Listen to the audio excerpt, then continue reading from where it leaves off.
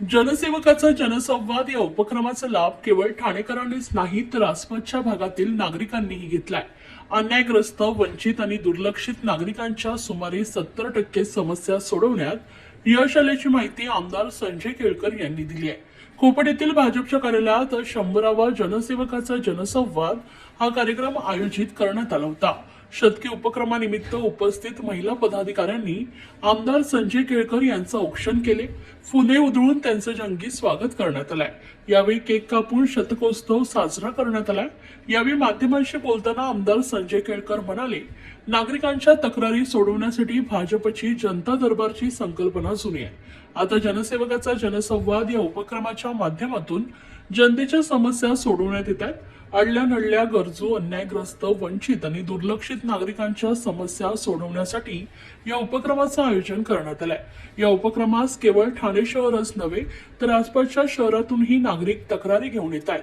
आमदार निरंजन डावखरे यांच्यासह भाजपाचे पदाधिकारी आणि अन्य सहकार्य लाभत असल्याचं केळकर यांनी सांगितले. जनसंवाद याचा आमचा हा 100वा उपक्रम आहे आणि या उपक्रमाच्या माध्यमातून अडल्या नडल्यांना न्याय देणं, जो वंचित आहे, जो दुर्लक्षित आहे, जो अन्यायग्रस्त आहे, या सगळ्या लोकांना या माध्यमातून न्याय देण्यासाठी म्हणूनच हा जनसेवकाचा जनसंवाद आहे. आणि हक्काने अनेक गरजू, गरीब लोक किंवा वंचित की ज्यांच्यावर अन्याय झालेला आहे कोणाकडे बघत नाही, परंतु त्यांची विषय जो आहे तो न्याय्य आहे, तो सोडवण्याचा आम्ही प्रयत्न करत असतो.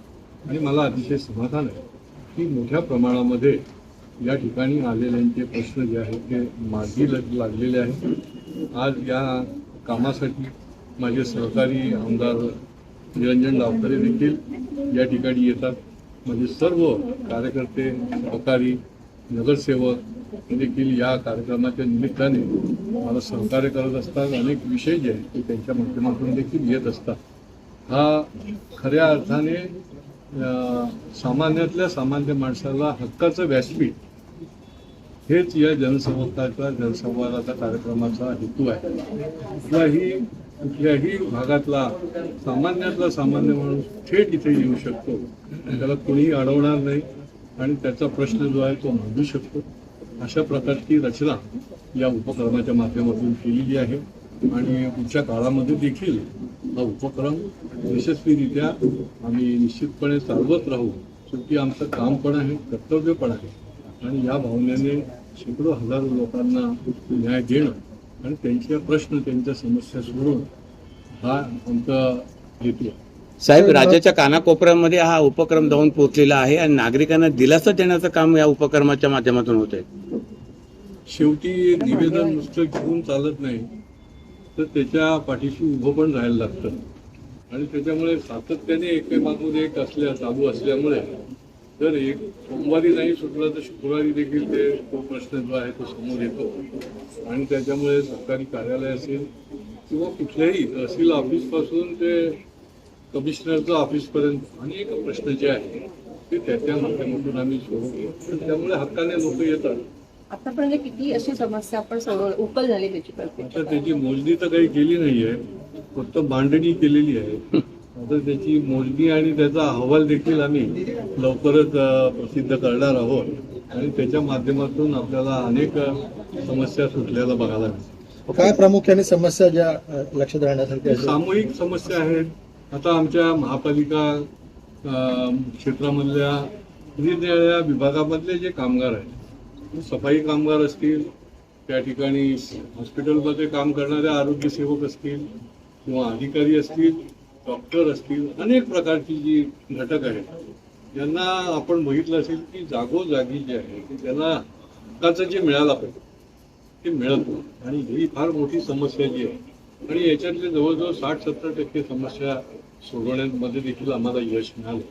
किंवा फसवणुकीचे जे विषय चाललेले आहेत, विकासक हे रहिवाशांना योग्य तो न्याय देत नाही आणि त्याच्यामुळे देखील समूहाच्या समूह जवळजवळ 4000 लोक ज्याचे बळी पडलेले आहेत की विकासकांनी बेईमानी केली आणि त्यांना न्याय दिलेला. किंवा SRAचे सामूहिक प्रश्न आहेत त्याचे देखील लोक येऊन या ठिकाणाहून जे प्रश्न आम्ही सोडवलेले आहेत.